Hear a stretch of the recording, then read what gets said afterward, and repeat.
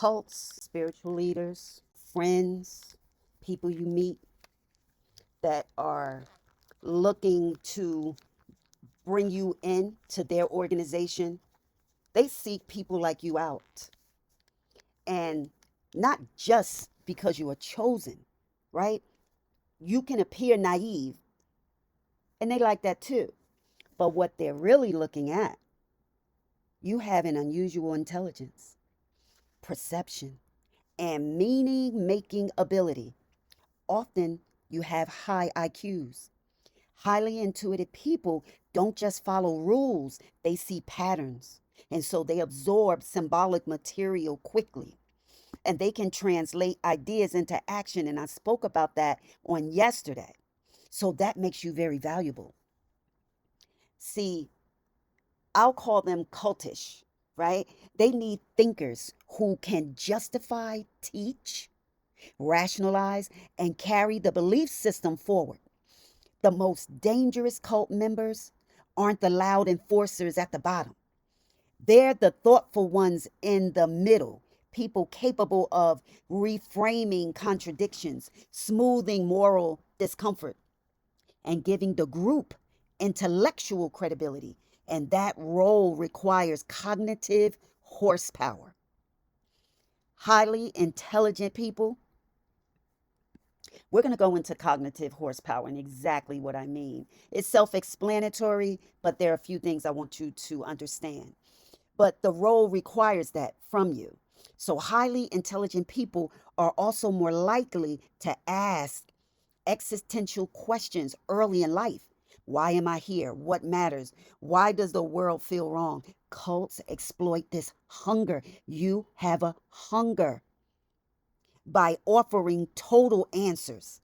See, you don't want to give shallow answers. That's what makes you good teachers. You like to provide complete ones. A grand story that explains suffering, belonging, purpose, and identity all at once. For a sharp mind, that kind of total narrative can feel like relief. There's another factor most people miss. Intelligent people tend to overestimate their immunity. See, they believe discernment will protect them. They assume manipulation only works on the gullible. That confidence becomes the opening. See, cultish individuals don't argue against intelligence, they flatter it.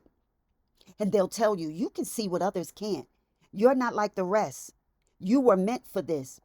That isn't spiritual language, it's recruitment. Once inside, intelligence becomes a tool that's turned inward. The mind is used to explain away discomfort instead of responding to it. Rationalization replaces restraint. It's, when you hesitate and you need to explain it away. So you'll rationalize it, although you feel discomfort. Loyalty becomes proof of insight. The person isn't controlled through ignorance, but through meaning. The tragedy is that the very qualities that make someone perceptive, depth of thought, sensitivity to symbolism, I spoke about that on yesterday as well, moral seriousness, because we're principled people, that is what gets redirected, not crushed, recruited. See, this is why leaving these type of relationships and organizations and institutions, it makes leaving difficult, because walking away doesn't just mean losing community. It means admitting that a powerful mind was guided off course. And that hurts the ego far more than admitting simple error in judgment. So, yes, these cultish individuals seek the chosen because intelligence is not a shield, it's a resource. And unless it's paired with grounded discernment, independence of judgment, and the courage to stand alone, it can be captured just as easily as fear. Again, we have to ground our intelligence through discernment, and we have to be willing to have an independence of judgment. We don't have to look for consensus because we have what they do not. So we feel and we interpret differently. And we have mechanisms within us and lineage around us that can give us that independence, that we can stand alone, right? And not be so easy captured or pulled in.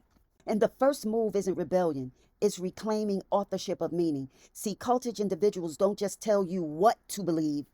See, that's why they don't want you to have independent judgment.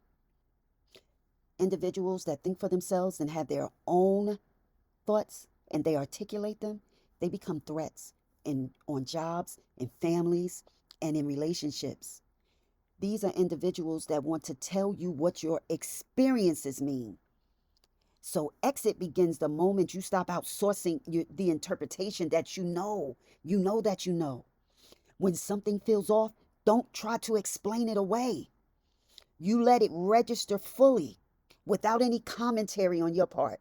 And that quiet noticing is where control weakens. You don't have to say something isn't right here. You feel it quietly, silently, and watch. And withdrawing your intelligence from that service would be next. It's because you stop being the one who explains, translates, softens, or justifies the system for others. You don't argue doctrine. You don't debate leaders. You stop lending your mind to maintenance. You don't need anyone to maintain your thoughts. High control groups panic when thinkers go neutral because neutrality starves the machine more than opposition ever could. Then there's the regrounding reality outside the narrative. Control groups compress life into the group. Leaving requires expanding again through ordinary routines, non-ideological conversations, time and places where nothing needs to mean anything. This isn't distraction, it's a recalibration of your perception through contact with the real world. And then the normalcy of that will restore your mind, your psyche, and help to balance it out and stabilize you. After that comes decoupling identity from the role. Many intelligent people were kept not by belief, but by usefulness. Usefulness. They'll use us to teach, to interpret, to be a strategist, and one of the few who understand. See, you consciously separate who you are from what you provided. When the role dissolves, the self remains. That recognition is stabilizing. And then there's the grief without reinterpretation. See, you don't rush to frame the experience as destiny or trial. You allow disappointment, anger, and loss to exist without converting them into a meaning. This is where the ego heals. Nothing needs to be redeemed for you to move forward. The shift begins when praise turns conditional. At first, you're valued for your insight. Later, the value depends on your agreement. When disagreement is framed as you're being immature, that's your pride, that's your ego, or try to inform you or lower you as someone that is a spiritual failure, the door is already closing. Another signal is private access that is paired with public silence. You're told you're special, right? You're trusted or chosen, but discouraged from discussing concerns openly. Special status becomes isolation that is dressed up as honor.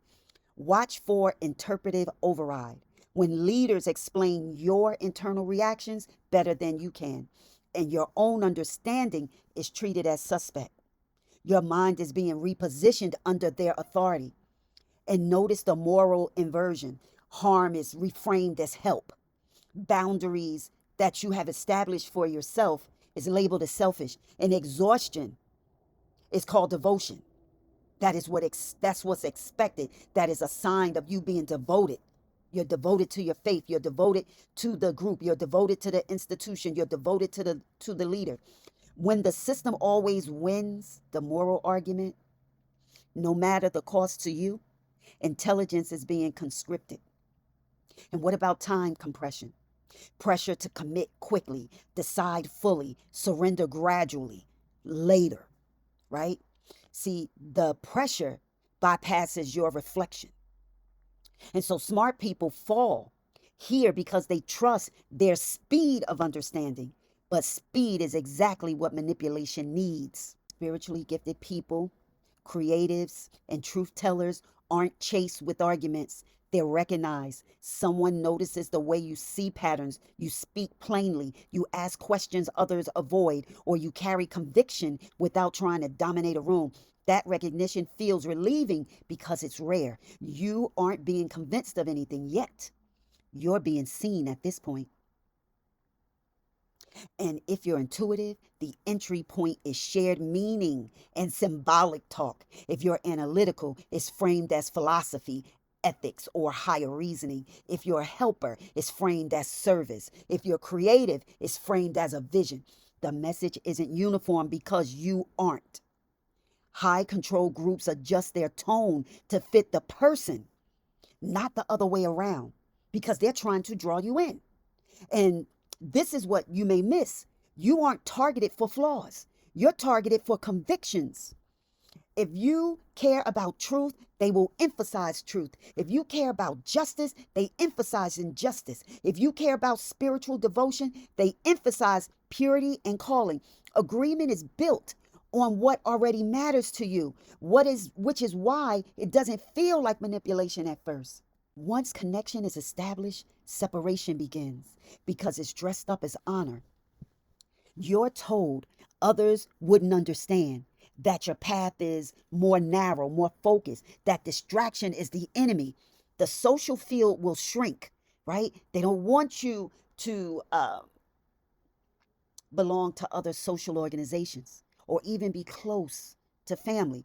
They need that to shrink while your emotional investment deepens.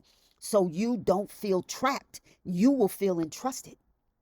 And at first, your insight is celebrated. Later, it's corrected, not harshly, subtly. When your interpretation differs from theirs, you're guided back with concern, spiritual framing, or moral appeal.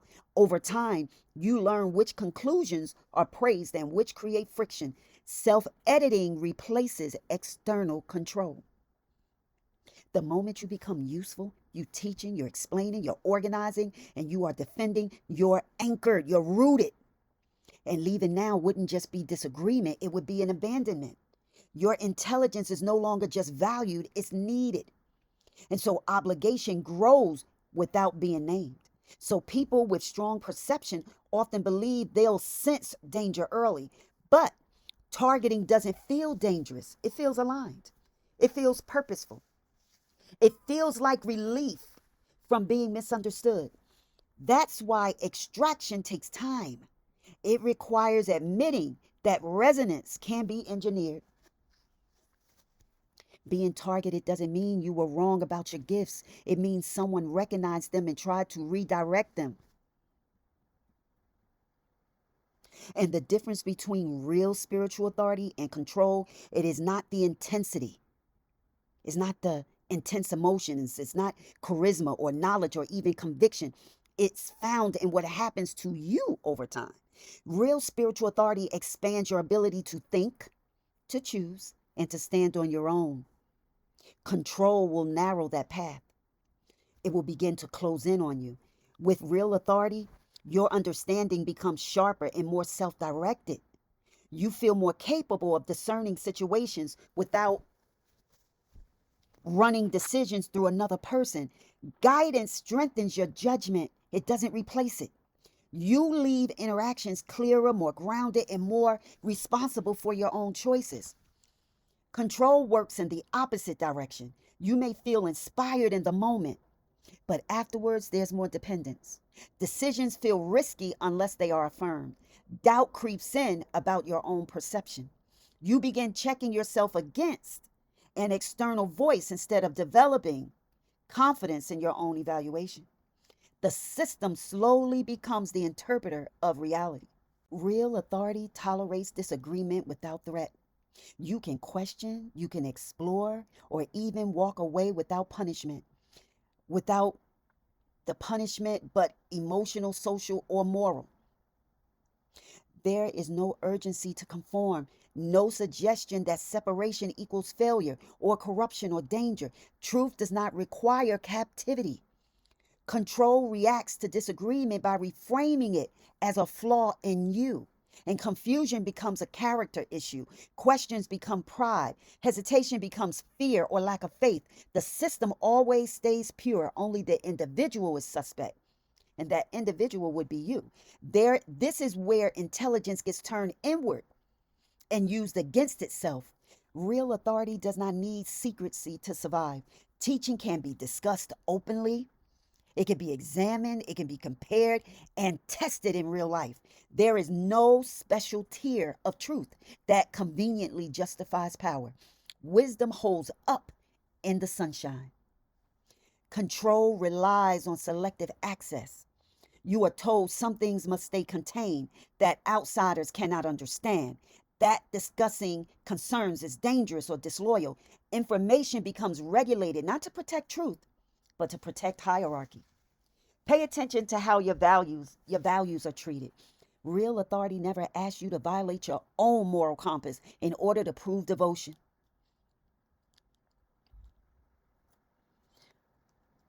Care does not require you to negate yourself. Service does not demand harm to your well being. And integrity is strengthened, is not bartered for. Control reframes harm as growth and overextension as a virtue. When exhaustion is praised, when boundaries are spiritualized into selfishness, when suffering is treated as evidence of correctness, the line has already been crossed. Real authority prepares you to leave. It wants you capable, not captive. It does not build this identity around your loyalty. It knows truth survives separation. Control cannot tolerate departure. Even the idea of leaving is loaded with warnings, stories of downfall, or subtle threats of loss. The fear is not for you, it's for the system. One final grounding truth, and this really matters, guys. If something claims to elevate you but requires diminishing your own autonomy, it is not spiritual authority. It is management of meaning. I want to speak to you about cognitive horsepower. And this is the raw mental output a person can generate and they can sustain it. It's the ability to hold multiple ideas at once, detect patterns quickly, translate abstraction into action, and keep thinking even when situations are emotionally charged. People with high cognitive horsepower don't just understand information, they work it. They can explain, they can justify, they can teach, they can reinterpret, and carry meaning forward for others. And that's why they're valuable in any system that needs ideas to keep moving. They didn't target you because you were weak. They targeted you because your mind could carry more than most. But no system deserves unlimited access to your thinking. The moment your intelligence is spent explaining harm instead of recognizing it, the assignment ends. Thank you for visiting my channel. May your soul continue to be blessed. Stay covered, stay conscious, and stay undefeated. I'll see you on the next one. Bye-bye.